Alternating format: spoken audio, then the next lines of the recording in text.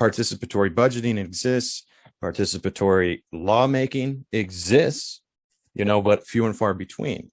In countries and regions of the globe where political and financial crises are more frequent and more severe, these open source mechanisms were built for the globe, because as a symptom of these situations, some people would call them atrocities, some people would call them opportunities.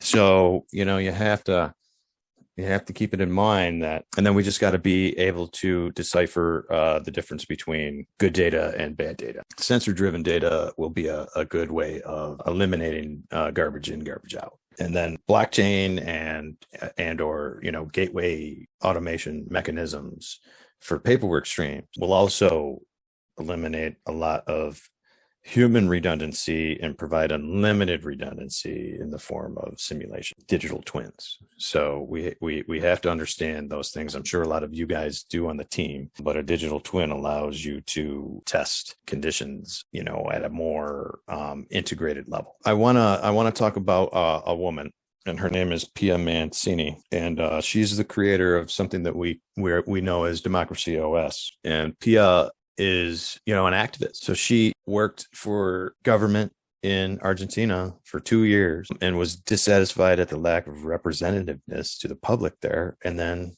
subsequently started the Net Democracy Foundation, which created Democracy OS, which I'll get into here in a second. But then she also created the Net Party, a political party that pledges to act according to the people's wishes as expressed online.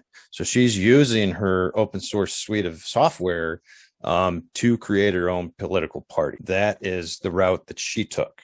And, we can talk about, the possibilities of things like this moving forward, but the outputs of Collate will amplify any use of any of these open source suite products that I'll show you here in a second. But then she also co-founded a nonprofit Democracy Earth based in Palo Alto, which provides online platform for political groups.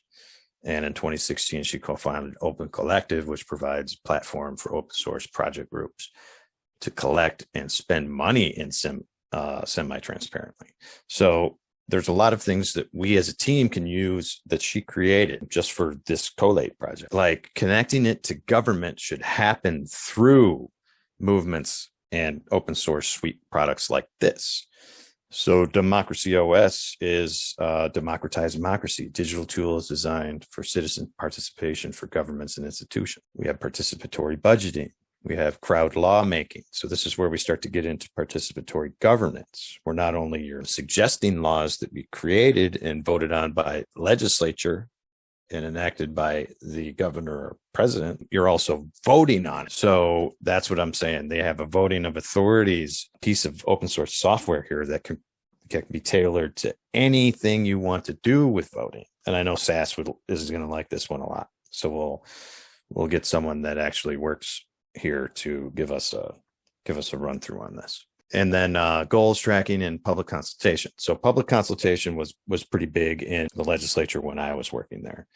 And, you not only get sentiment, but, data and research. And then you also get power and influence.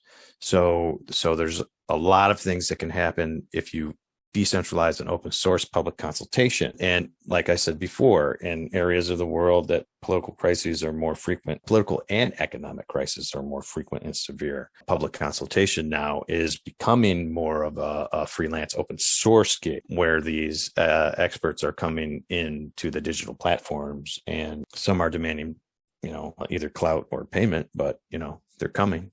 So that's important.